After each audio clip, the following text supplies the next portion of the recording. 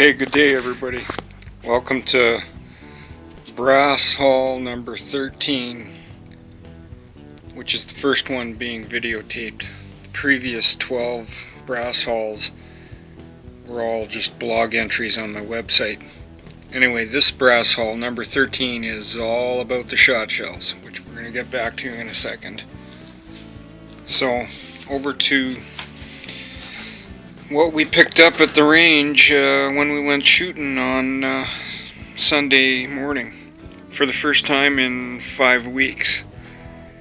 And this is a pretty typical brass haul from a small town shooting range. This is number 13 over the course of about a year basically. Let's see what we got here. We'll just go through it quick.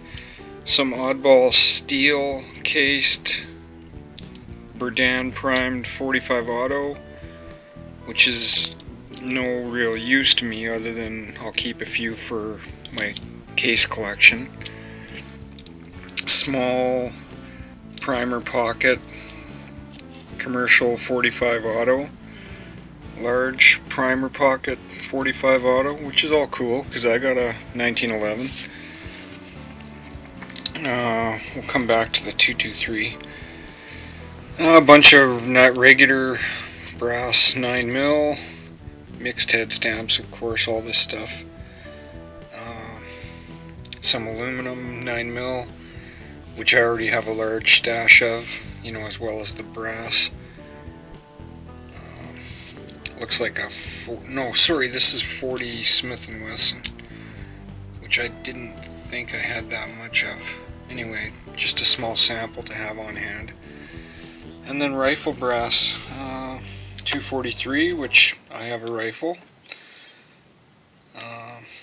7mm 08, I have a bag of that going. 308 for future use. Some PPU head stamp 7mm Mauser, which also goes by 7x57, I'm sure. 270, some 30-06, which is always good, trade brass. A couple 7.62x39s, and I have a bag of about 40 or 50 of them going already. Pretty soon I'll have enough to buy a rifle. 300 WSM 7mm mag, both of which I have large amounts of already. 303 British, eventually on the plans to convert to 410, and then a Wacka 3030. The cool thing about this is all Dominion, which most of the Canadian shooters would recognize right off the bat because the color is a little different, and it's easy to spot a Dominion case in the grass from 10 yards away because it always looks different. And some Imperial, Winchester, and then this is Imperial, and all these are Federal. So, and we got a full box, 20 of them. So that's kind of cool. Anyway, we got lots of use out of all this, of course. Most of all the hand loaders and reloaders are going to understand this, but it's like walking on nickels and dimes. You may as well just pick them up. Even if you don't reload, you can trade them off or give them away. Anyway, we get some pretty good use out of this stuff here. I've been getting good use out of 223 already. There's a bag I haven't started working on yet, and 410 I'm about to load up some. Now I have a bunch more 410 set aside, but this was the biggest batch of all the same head stamp that I had components for, so I'm going to try that out. Now over to the shotgun shells. I don't normally get this kind of quantity of shotgun shells, but I'm really stocked up well now for doing a bit of experimenting. And I don't know how many are here at all, but those are, I think, Federal, yeah, and a few other mixtures. Unsorted bag. These are all a Canadian brand. I don't know if you have them in the States or not, but Challenger, which is a really common, really cheap factory new ammo, but you can reload these with Cheddite data from what I've been told, or read anyway. And then I don't know, probably some Winchester or something like that. More Winchester, and the cool one was a larger than normal quantity of 20 gauge hulls. So you know, this has all been a really good haul this trip. Now the 30-30 brass is worth about let's see.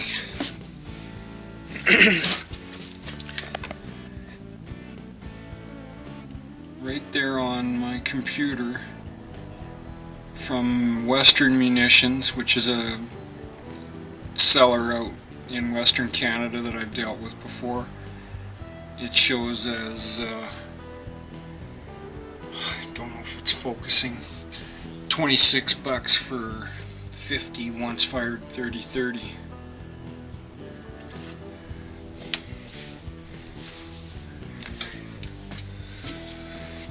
Okay, and then you know, as far as like 223 goes, you know, I realize that we don't value this very highly because it's so common in a lot of places, but you know, in Canada now, they took 1,500 plus 223 semi-autos off the market a year ago, so this stuff is not littering the ground anymore like it was.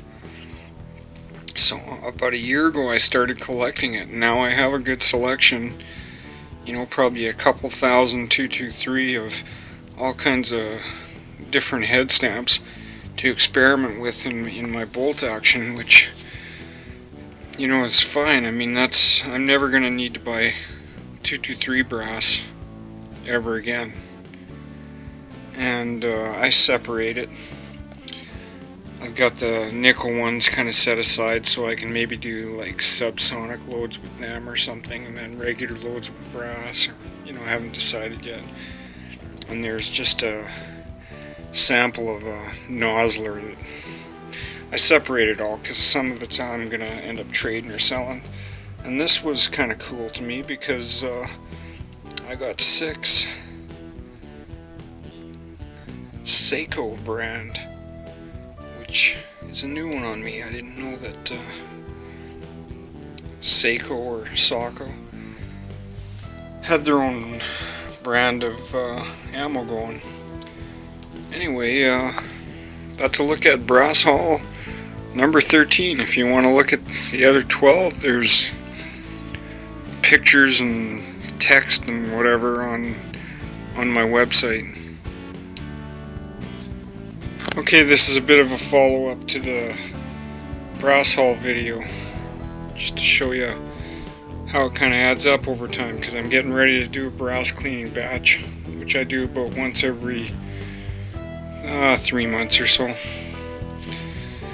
So I got 1, 2, you know, pretty decent sized bags of 223 brass, a third one on the go.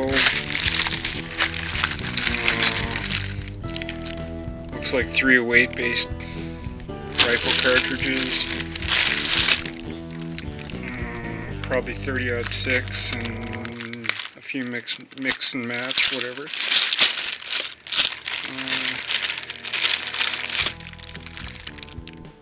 7.62 by 39 Magnum rifle brass. There's 1, 2, 3. I divided all these up into like batches that I can tumble. Like I can tumble one whole bag at a time. Anyway, and then over here Probably got to be 50 or 60 bucks worth of 30-30 brass. And this stuff is a mixed lot of brass that I want to clean before I add or go through and then add to my cartridge case collection. There's a few ones that are damaged that aren't worth reloading, so I like to keep them as samples. And 38 special, all the Seiko 223, the special stuff, more interesting stuff, and some 45 auto, which I haven't finished getting ready the rest of it to clean. Looks like some more 45 auto. So we got a nice little, batch here to get cleaning and bagged up and ready for trade. Might be able to get a brick of primers or something useful. Have a great day.